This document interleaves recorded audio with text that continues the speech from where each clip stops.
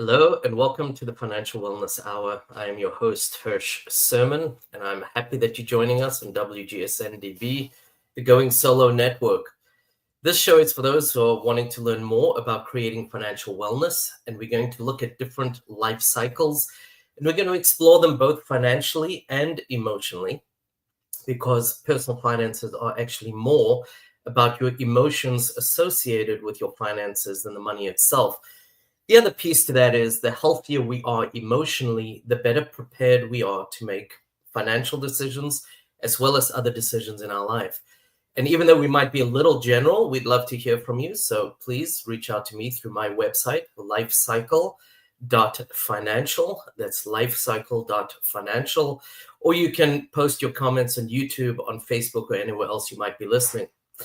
Today's topic does need a little bit of a disclaimer because we are going to be talking about mediation and helping families who have special needs kids. But the disclaimer is really for you to understand how your state operates. What are the laws? What are the processes related to your state? Because they can differ. And it's important that you know that and are equipped with that. And understandably, many clients who go through the mediation process are overwhelmed. They're not sure how to prepare. They're not sure what to do. They're not sure what their role is, what the mediator's role is. And if you couple that with the stress of having a special needs child or potentially children, you can imagine how important it is to have the right mediator to guide that discussion and that conversation. I'm really happy to say that Erik Feig, our guest today, is exactly that. He is a mediator. He draws on 25 years of experience as an attorney.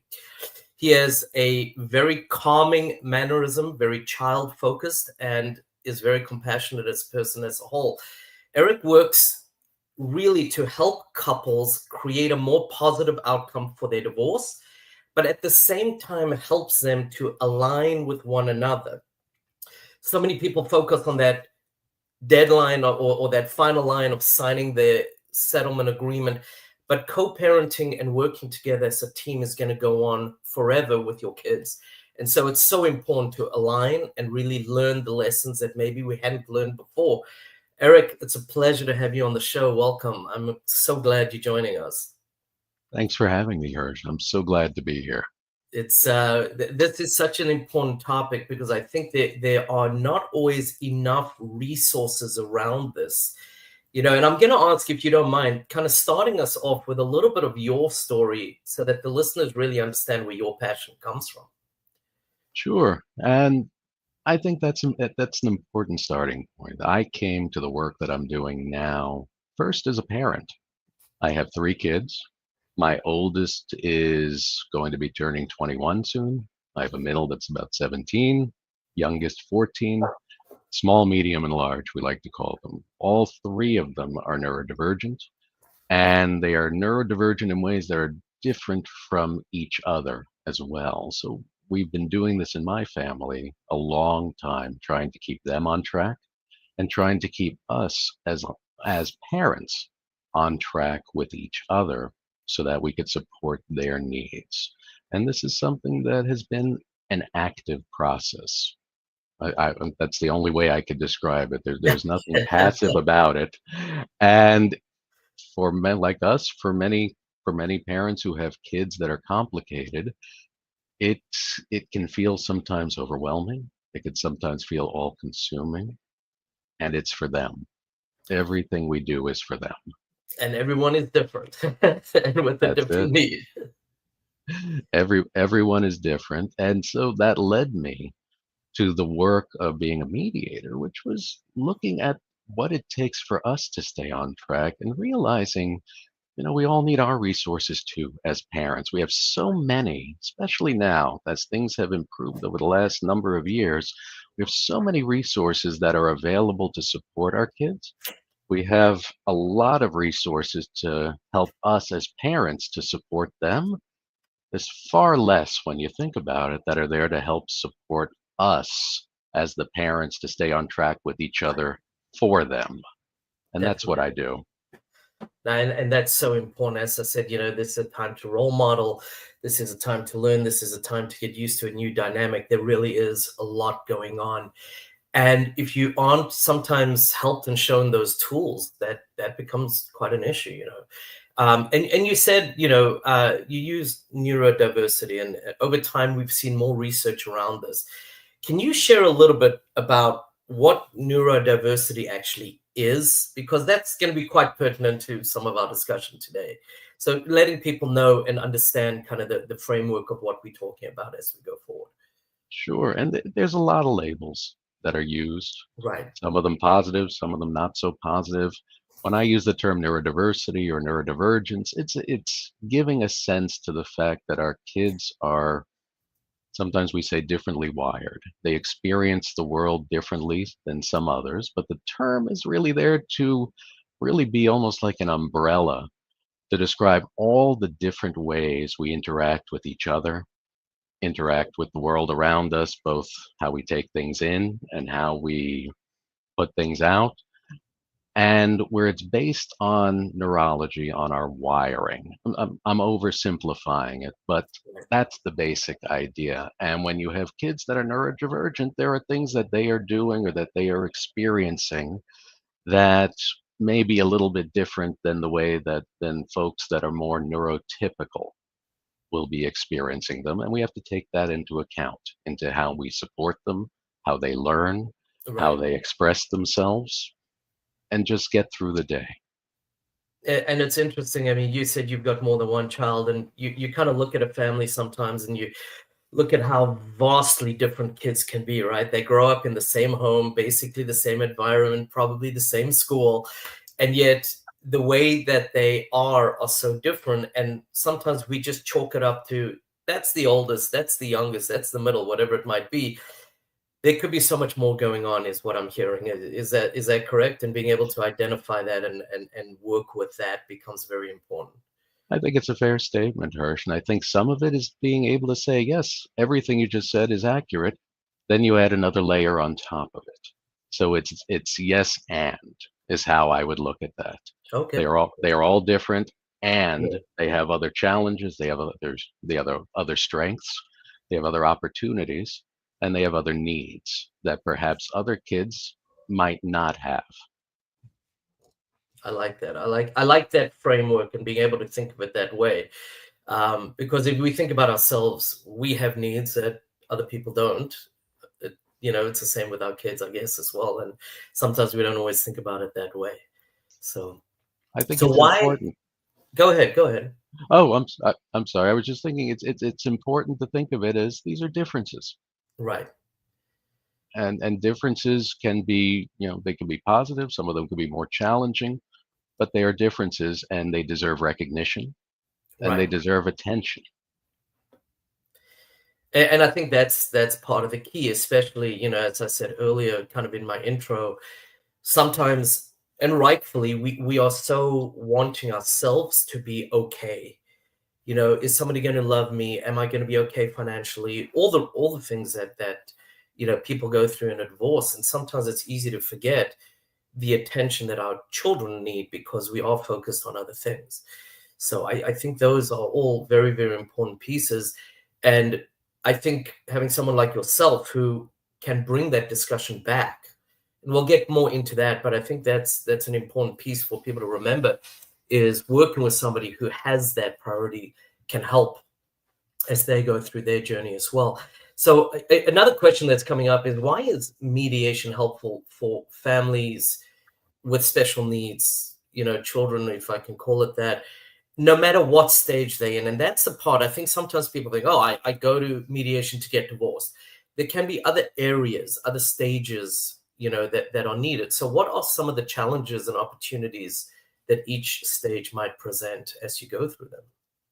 I think one of the most powerful aspects of mediation, just speaking generally first, is that it allows you an opportunity to work together even when things are hard, and to do it in a solutions oriented way where you're looking at issues, you're looking at problems, you're looking at opportunities, and you're saying, what can we do and how can we address this in a way that keeps things on track? I think that's a positive opportunity for any family, whether they have complicated kids or whether they're just dealing with other situations. So the Right. opportunity to work together is sometimes difficult and sometimes needs support, but it is an opportunity that isn't necessarily there in the same way when you're talking about the more adversarial ways of doing things. Right. When you layer on top of that, I believe, and I believe strongly, the complexity of kids with additional needs. They might have issues with emotional regulation. They might have issues that are medical in nature, need other support. You can go run the whole gamut. You also have to think about financial impact, logistical issues, how you get through the day to day, how you make sure things are happening when they need to and they get the supports they need. These are all additional questions that can be dealt with like I said, in a way where you're problem solving. Right. Here's what we need to address. Now let's talk about options and ways to do it and do it where you're assembling solutions instead of making this proposal to each other where you're just doing the tug of war to try to find the middle, which is what Right. often happens in a more adversarial type of negotiation. Here you have opportunities to look at things that are not just on that straight line between me and you, but also ideas that you might not think of otherwise if you weren't having conversations in mediation. Right. And I'm thinking of a client that I had about, it's got to be at least 4 or 5 years ago now. Um, the need was obvious. They had a child who had physical abilities that they were slow in developing, basically physically, and were relatively weak. Muscular strength was relatively weak, and the need was pretty obvious. They needed to kind of retrofit parts of the house to accommodate that, right? It's pretty obvious. You can see it. It's something that you can identify very quickly and easily. Sometimes you can't identify or see that as easily when it's not kind of that physical piece that's right there in front of you. The other piece, and this is something that becomes difficult, I've got to imagine this is complicated for someone in your role, when they don't agree that there is an issue, right? Um, so I'm just throwing that out there. I'm not sure what the question is, but that's a discussion I think that people should be thinking about as they go into a mediation. How do we address that? How do we bring it to the forefront?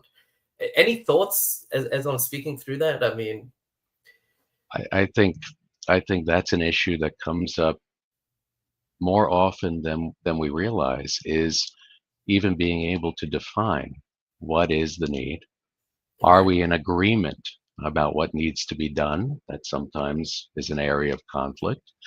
And how do we bridge the gap? How do we find something? And this is what we do in mediation is we right, have discussions about finding answers that everybody can say yes to, that everybody can get behind. And sometimes that takes some exploration to get there. And it takes working through those points where people they're not on the same page. right, How do we get them from where they are to where they need to be? And my view is what this is again one of the opportunities in mediation. You get to do it in a way that keeps your children front and center in the discussion. Regardless of what's going on with the adults, you're still the parents. right, And being able to have that conversation to say, this is what I think, this is what I believe, and check in with each other, and then be able to say, okay, now what are we going to do? And work through that. It's often iterative. It's not a right. one and done proposal. It's it's finding your way to the answer that you both can say, that feels about right. We can do this. And one of the things you're saying there, I think, is so important. You can live next to, I've said this quite a few times over the years on my show. You can live next to a family that has, the same amount of kids, similar homes, similar cars, sent to the same school, whatever it is, and a vastly different divorce process and journey through your divorce, because your needs and their needs are not always the same. And there's so many differences that come with that. So really understanding your situation, getting creative around understanding your situation, drawing on kind of your past experiences of what has worked, what hasn't worked, with your children, all I think are important things. There's a book out there, like everything I learned, everything I needed to learn, I learned by kindergarten or something like that. I don't remember what the title is. And I'm thinking you have a little bit of a flip on that, where, your personal experience as a parent with neurodiverse children, you watch them and learn from them through their, I guess, kindergarten years, if I can, take that analogy.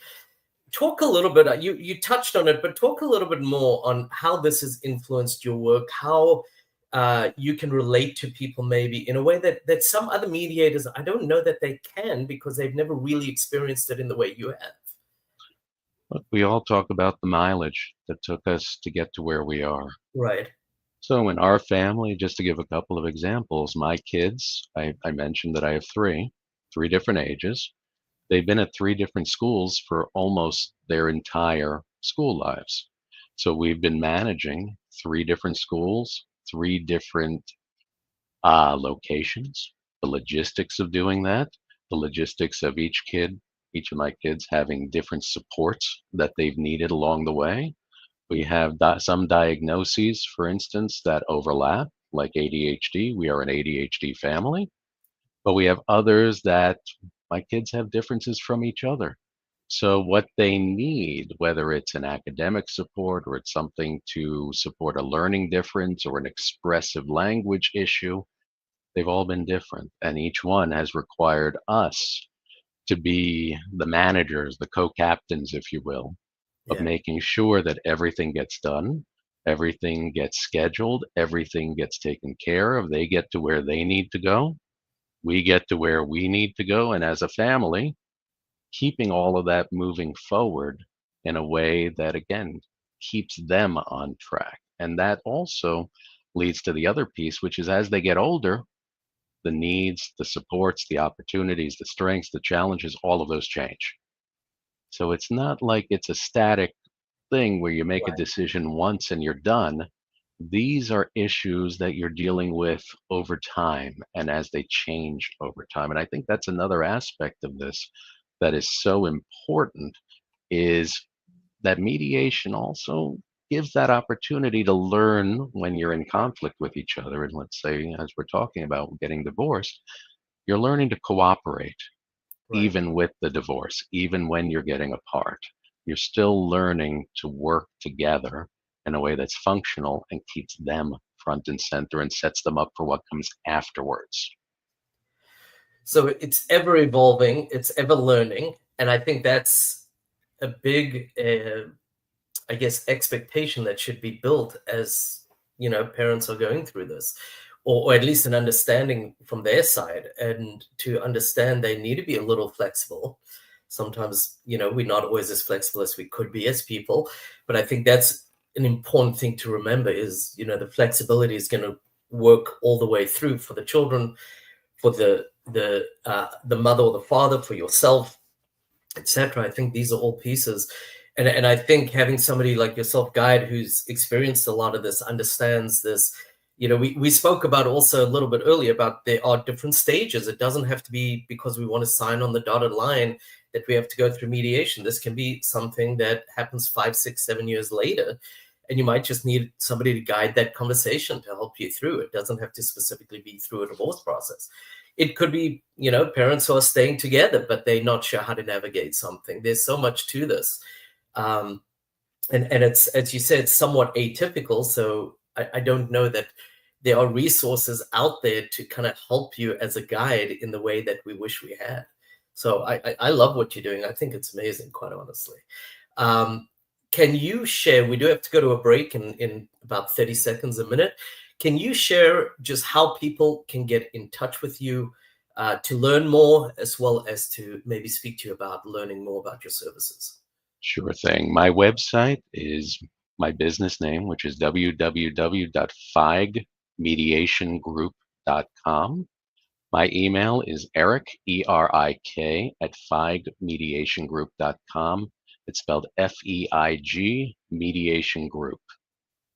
I recommend people go and look at the website while they have a break quickly. There's a lot more on the website than the 30 seconds we're going to take. But I recommend to go to the website, learn more. Obviously, if you have a need, reach out to Erik. As you can hear, he's got the professional experience, he's got the personal experience. He is putting them together in a way that I think is unique and very, very few, if any, are able to do, because they don't have that combination. And we will be right back. Don't go anywhere.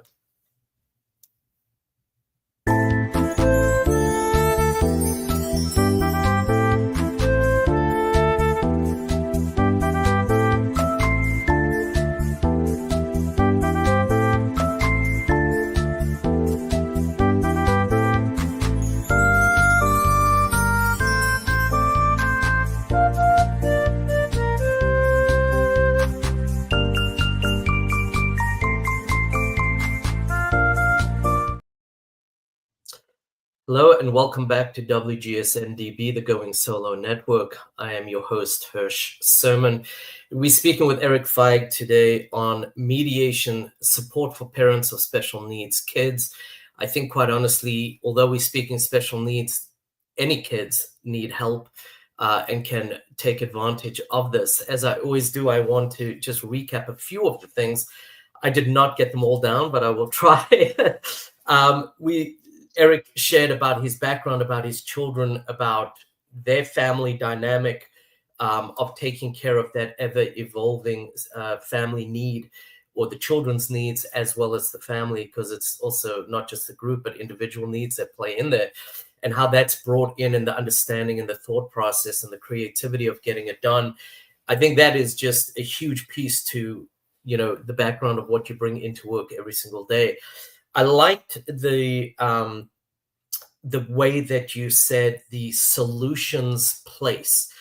We go to mediation. I think some people are to win the mediation as opposed to solution driven. And I like that approach as well. I thought that was very telling of how you operate and where your focuses are when it comes to the conversations. We spoke about neurodiverse children and what it means and the needs sometimes, obviously how that influenced your situation, your work. We spoke about being able to go through this with special needs kids at any stage, because it is ever evolving, not just for a divorce, but it might be, 5 years before divorce, 5 years after a divorce, that these needs come up, being able to work through things that have acceptable solutions. And we spoke just a little bit about, mediation as a whole, that really we're trying to find something that is a yes solution that we can all put that yes to, as opposed to walking out of there and really feeling, like dejected because I don't like the outcome kind of thing. And the focus that's brought with that and being able to bring them back to that focus, I think becomes all very, very important things. There's anything I missed that you want to stress, please bring it up. But I think that got most of the highlights, right? I think you've hit the highlights. Okay. One thing, if I can add as well, is this I also want to just put out there that for the parents, we've been talking a lot about the kids, but for the parents, all of this can be overwhelming. Right. Very true. And I think that's an aspect of this that is also important to attend to. Because for the parents, it can be very isolating. It can be, we've experienced this in my life, in my family. So many parents, when they have kids with additional needs, they can feel like they're alone in this, or like they have to recreate things from scratch, or like there's just so much to deal with. It can feel overwhelming, and that's an additional stress that I think is also important to recognize, that when we're going through a process, when people come to me in mediation, they are often, you take all of the issues that come in with divorce and you add then this additional layer of complexity, this additional layer of activation, emotion, fear, anxiety about the future and how the kids are going to be taken care of. Those are all things that make the discussions, I think, having discussions that are solutions oriented, I think it makes it even more important. Right. And I mean, that leads to another question, what are some of the typical conflicts? I mean, we know some of the stress points, I guess, but what are some of those typical conflicts and stresses that parents of neurodivergent kids are experiencing, and how do you address them? How are these types of issues, how do they come through in mediation, I guess, is really what I'm trying to say. And how do you address them and bring people together? It's a great question, and there's so many. And let's take a couple. One is, if you have kids, for instance, it's not unusual for families to have children that need routine. They need structure. They don't deal well with transitions or change. Right. Well, what is divorce? You're making a transition. You're making a change from living under essentially one home Yeah. to now the kids are going to have to navigate living across two. Being able to have the discussions, not just about how you'll spend time together, but what this looks like from their point of view, how to manage things like when the transitions happen, how the transitions happen, how we make sure we keep everything smooth, how we set up their spaces in each home so that the kids can feel comfortable when they're going to be going from place to place, minimizing that sometimes, the number of times, or whatever that might look like in order to come to a resolution that will work. Right. These are these are discussions that can take a deeper dive in terms of what's needed. Having kids that might, let's say, have social anxiety or get overloaded when they're in big groups or big spaces. Now imagine what that might mean for holidays, family gatherings. When you have kids that don't do well with either travel or being around large groups, noisy spaces, things like that. Again, when we talk in a divorce, when we're doing a parenting plan for how to co-parent children, and we're talking about, I'll take one example, maybe Thanksgiving dinner is a big gathering Right. for a large group of family, and one of your kids does not do well with large groups, but this is your scheduled time to celebrate this holiday with your child. That becomes an area where we need to talk things through perhaps a bit more about how to make this work for you as the parents and for your kids. And I use the word and. It's not an or when we talk about it in mediation. It's how to make things work best for everybody. And this is something that I tend to get on a soapbox around as well, because there are so many factors that need to be taken into account. And what you're saying, you were spot on every single one. I'm just going to kind of throw out some every divorce factors if I can. Kids may feel that they were the cause, or are they going to still love me because somebody's living in a different house half the time? Or how do we approach them and talk to them? Is it age appropriate? Because obviously a kid who's 4 or 5 versus 14 or 15, you're going to be able to speak to them on a very different depth and level, being able to help them understand. You got a co-parent now. Maybe that hasn't been your strength as a couple. Now you've got to be more in line than ever sometimes to send the same message to the children, especially when they need that structure, when they need the consistency, things like that. So I think bringing that child-centered approach and focus is so important in general, and then obviously, as you said, being on the same page, being able to create that same kind of environment sometimes from house to house becomes that much more important. What do you do when you're cooperating when a medical decision comes up? These are discussions that we'll have in any divorce situation, but they might take on more weight when Right. you have a child with additional needs, or where let's say some therapies or therapeutics are going to be, well, let's say more a fact of their lives and of your lives as you go forward. It's important to be able to have those discussions about how you'll do things, and ideally, how as co-parents you'll do things together. And as Right. their needs change over time, so the decisions you make now for the divorce may be different than the decisions you face 5 years from now, 7 years from now, 3 years from now, even 2 years. And you're right, it could be relatively quick because sometimes you meet somebody else. There's another significant other in your home, in your life, and that is a whole dynamic that also needs to be thought through. And how do you introduce them, and when is right, and after how long, and how do you behave in front of the children, and all the rest are all pieces of this that sometimes we just don't think about. And it's easy. I'm not blaming anyone. Sometimes it is kind of easy to get wrapped up in our own needs, right? Because they're real needs as well. But how do you keep the focus on the well-being of the children, especially if parents have different views on what is needed, maybe? Sometimes it's just being able to ask questions differently. Sometimes it's being able to ask the questions when I hear an answer, to be able to inquire, be curious, be able to say, what does this look like? When I ask questions, it's heard differently, I think, than when two people who are getting divorced are asking each other. So a question that I'm asking isn't loaded in the same way because I'm not involved. Right. I'm not involved in the outcome. I don't have a stake in which way they're going. They are the experts.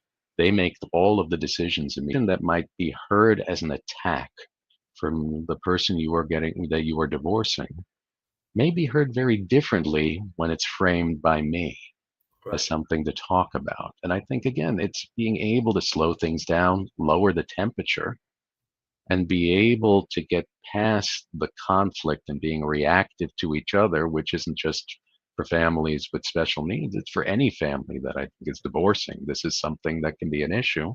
Being able to have someone, I like to say, in my family, we say someone that's not us, able to ask the questions and be able to be that buffer to keep things on track.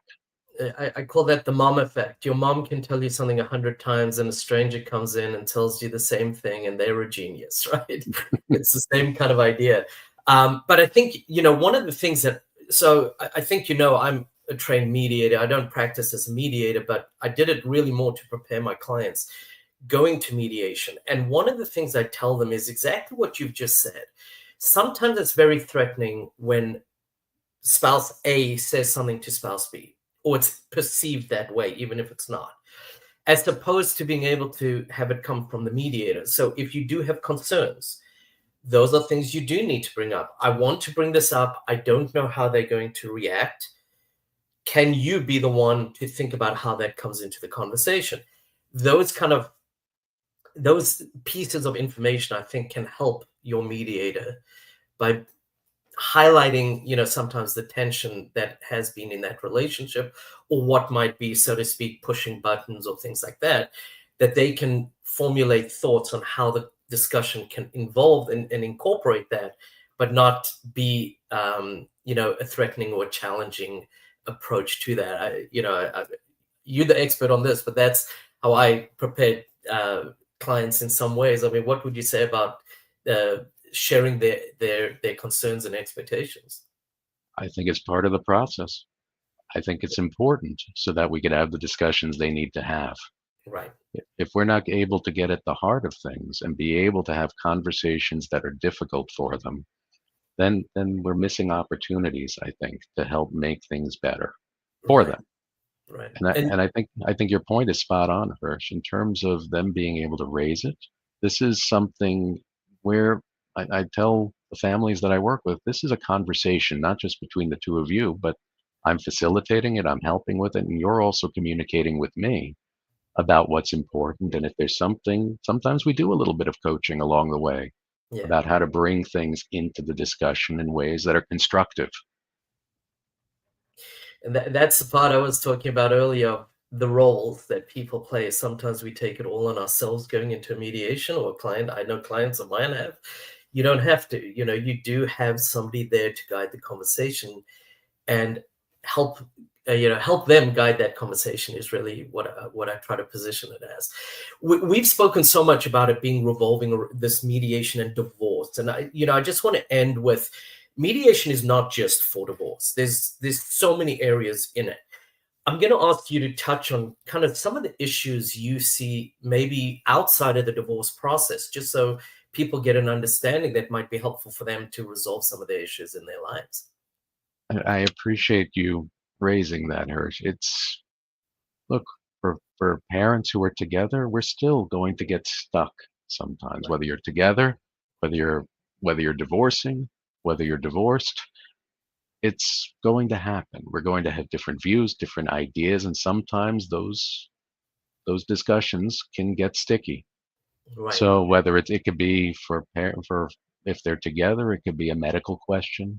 It could be a question about evaluations, therapies, therapeutics, medicines, whatever it might be. It could be a question about who's going to get the kids to a different, to whatever the activity or the support might be. How to share the load that the parents are bearing for their children sometimes can be a difficult discussion if they're not able to sit down in a structured way and talk things through to get to a place they both can live with. The divorce process, like you're saying, that's a process that has a beginning, a middle, and an end. It's a finite, formal process that is supported by the discussions we have in mediation. We go through the issues, but after that process is done, you're still parents and you're still going to be co-parent. That's when co-parenting begins. Right. And Exactly. issues will come up. There's no doubt about it. And it could be across any of the things that you're doing as parents. Who's going to be where? What are you going to do? How are you going to pay for something that you didn't anticipate? New interests, new issues, like you said, Hirsch, possibly new structures, new people coming into their lives. The point that I like to make with the people I work with is it's inevitable that we're going to get stuck sometimes. The question is, what are you going to do then? Right. Perfect. No, I think that's a great way to wrap it up because we're out of time, but it's a good point, and I think it's something for people to think about because we have these things in our life all the time. So I'm going to ask one more time, how can people get in touch with you? And I encourage people to. I think it's so important to be able to get educated, get prepared, and then reach out to Erik. I think you'd benefit tremendously. So Erik, one more time. Sure thing. My website is at feigmediationgroup.com, FEIG mediationgroup.com. By email, if you want to reach out to me directly, Erik, ERIK, at feigmediationgroup.com. We also are on Facebook. I'm on LinkedIn. Lots of ways to reach me.